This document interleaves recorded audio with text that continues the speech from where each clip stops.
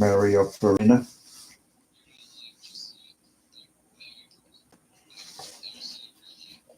How did you know it wasn't yet? Oh, okay. All right. Okay. So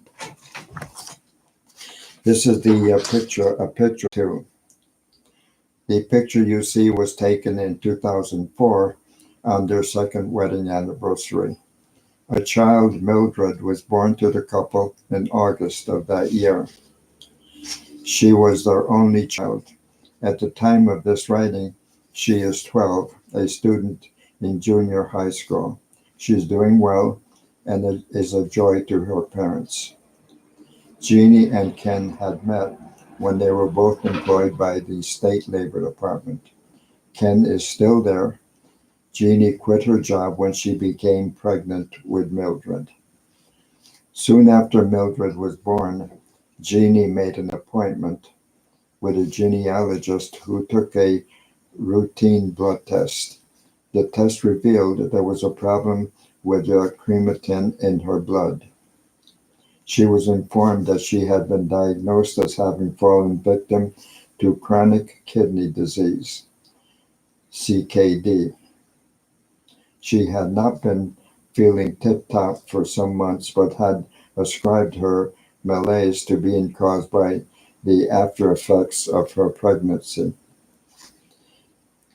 I'm sorry to give you this news, Dr. Nadine Wendelkin had said when she gave Jeannie the disturbing information. I'll make an appointment for you with Dr. Rudolph Rumstead, a nephrologist. You should see him as soon as you can.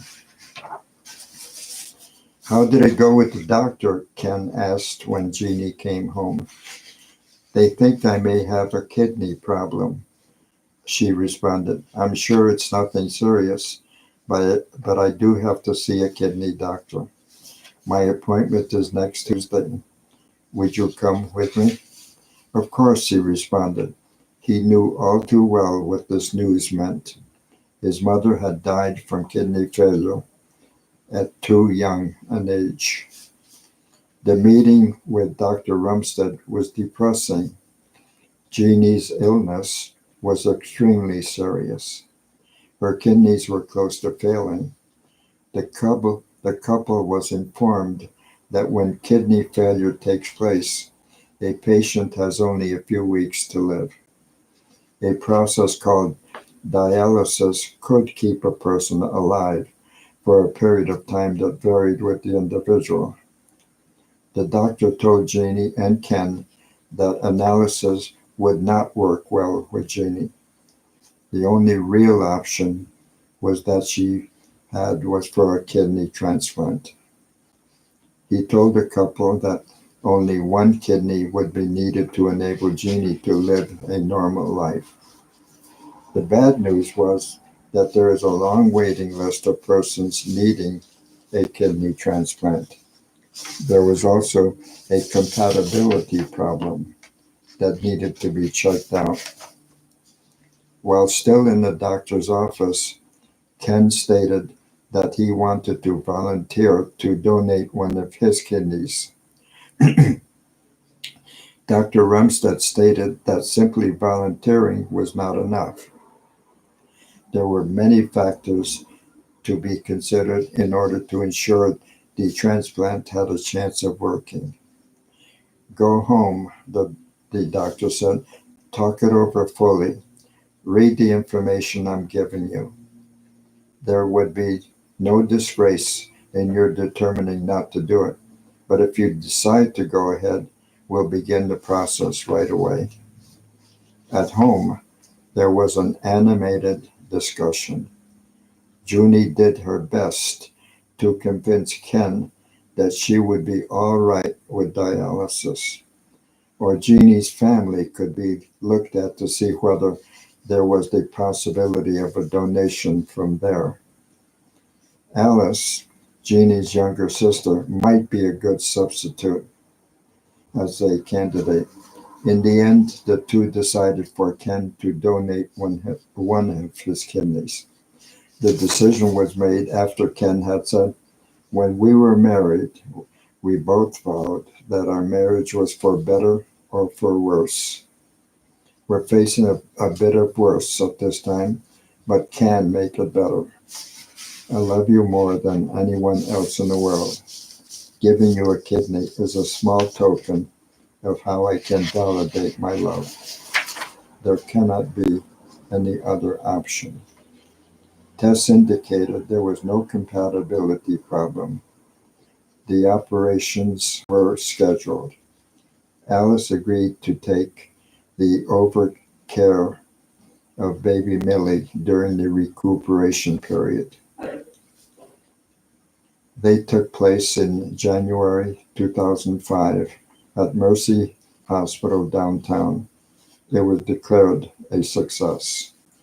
During the years that followed, a more or less normal life was led by the three members of the Wilson family. Alice and her husband William were frequent visitors.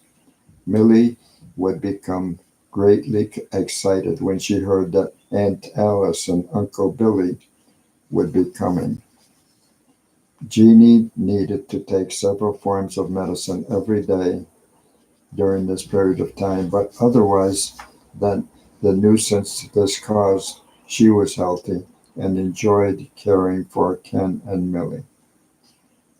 The donated kidney was doing its job admirably. Suddenly, normality exploded. The smithereens early this year. Smithereens early this year, when Ken was diagnosed with kidney disease during a routine yearly exam. Giving Jeannie and Millie the news was one of the most difficult tasks that Ken had ever needed to do during his lifetime.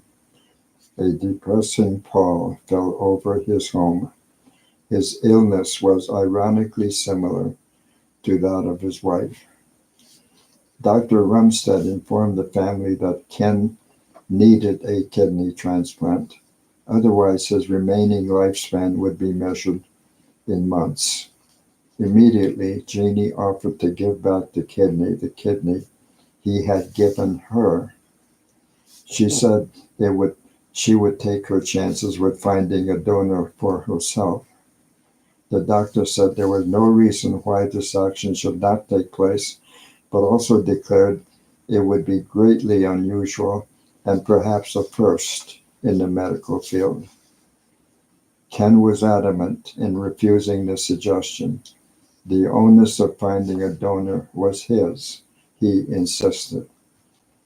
Jeannie reminded Ken of his words that he had uttered so many years before. "I love you more than anyone else in the world. Giving you a kidney is a very small token of how I can validate my love. There cannot be any other option." She had memorized this verbatim. An impasse loomed until Alice proposed a suggestion.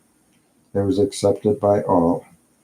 Last week, Millie waited anxiously in the waiting room of Mercy Hospital. 3 individuals had been wheeled into the operating room. Jeannie donated the kidney she had received back to Ken. Alice donated one of her kidneys to Jeannie.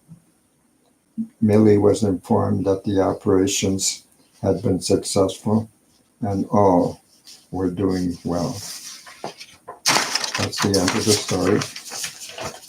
Another time I'll read you another one.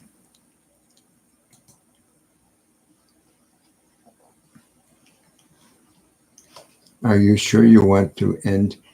Is this going out live too? Okay.